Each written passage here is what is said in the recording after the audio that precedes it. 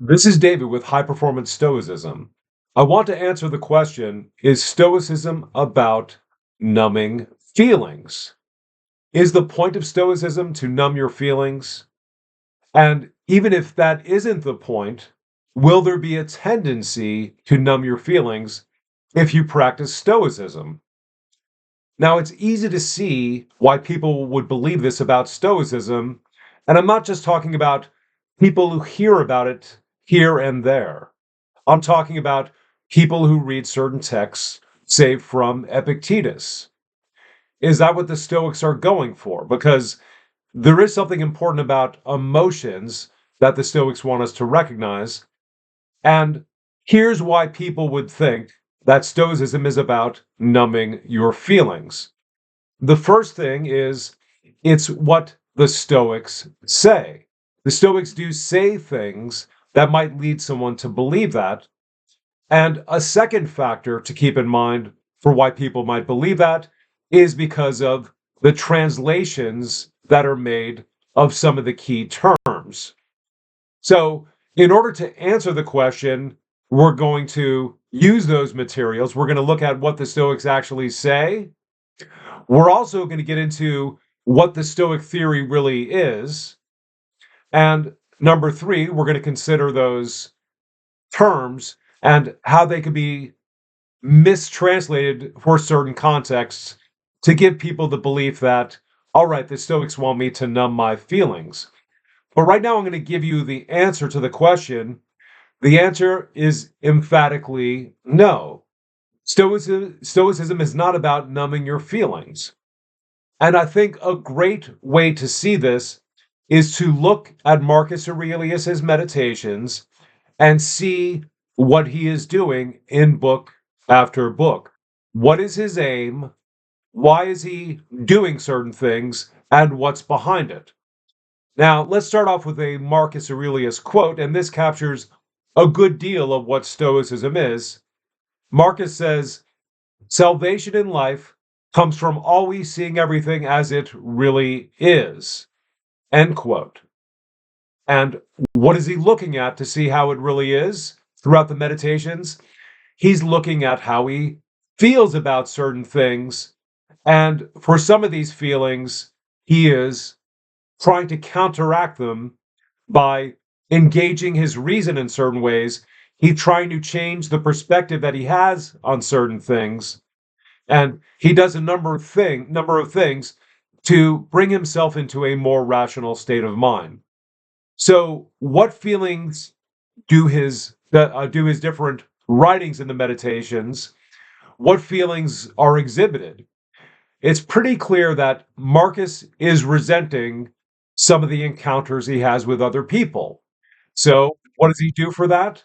He's looking at that situation and trying to think about things in a different way.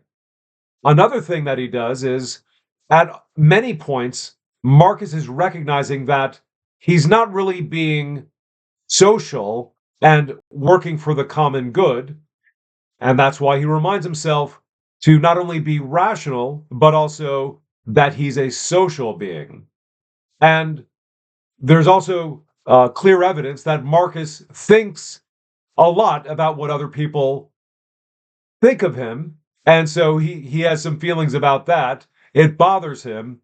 And he recognizes that and he comes up with good reasons not to see things in that way. So Marcus Aurelius, in summation, is looking at his feelings very clear headedly. So he's not trying to suppress those feelings, he's not trying to numb those feelings, but he is dealing with them in a number of Stoic ways. Now, the next thing to look at, as I said before, is what the Stoics actually say. And here are a few quotes from Seneca, which should put the whole idea that Stoicism is about numbing feelings or about it's against feelings, should put those beliefs to rest. So here are some quotes from Seneca having to do with feelings. And he says, "No human virtue can rid itself of feelings." End quote. Meaning, it's against human nature to do without feelings. you're going to have them. That's number one. Another thing he says is about, and this is talking about endurance. And for the Stoics, what is central to courage is to endure events rationally. And here's what Seneca says. He says, to endure without feeling what you endure is not virtue at all. Meaning, the most virtuous person, the wise man, the sage, they are feeling what they're going through. So they're definitely not getting rid of their feelings. As we just said, you can't get rid of them. Sorry if that's what you wanted. But part of being courageous is you're feeling what's going on. And the last one, and this is especially important to think about the idea of Stoicism as being a social view. And Seneca says the following: let us feel what we say and say what we feel. In other words, when you're dealing with friends, when you're dealing with other people in certain circumstances, you are going to feel what you want, what you're saying to them, and you're saying what you really feel. You're leveling with them. You're saying, I'm upset with this, about this, or I wasn't happy that you did that. So that should clear it up once and for all about feelings. So, what are the Stoics really about when it comes to emotions?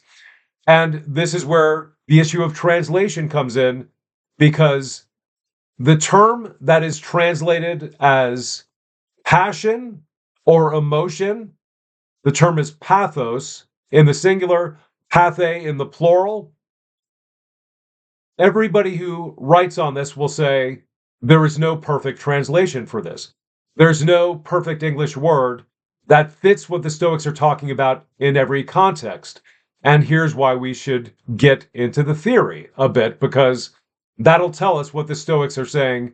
Over time, you want to lessen the influence of these. And if you are virtuous, you're going to eliminate them completely. What are we talking about? What is a pathos?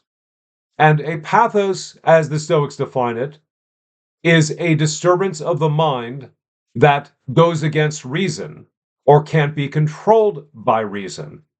Think about a state of fear. Many people, that might include you or someone you know, have trouble doing what they really want to do in life. They've always wanted to write a novel, but they can't finish a page. They've always wanted to own their own business and they're qualified to do it, but they haven't even written out a business plan, a sketch of their business. And that means fear is holding them back. So over time, you want to reduce fear by practicing Stoicism. And the ultimate goal is, all right, you're going to get rid of fear, which admittedly is a very tall order. So that's a clear case of a pathos that the Stoics say, that's what we're working on.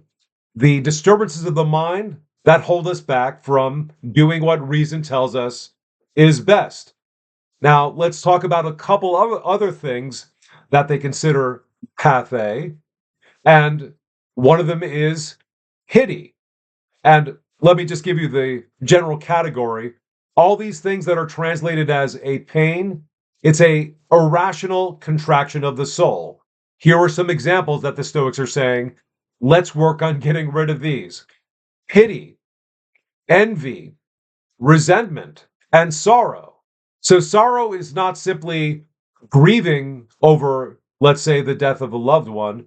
It's a person continuing that negative feeling by having many bad thoughts about it.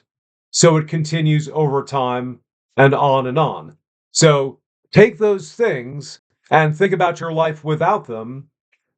Most people would say, okay, I think I'd rather do without envy. I'd rather do without resentment. I'd rather do without pity. I'd rather do without sorrow.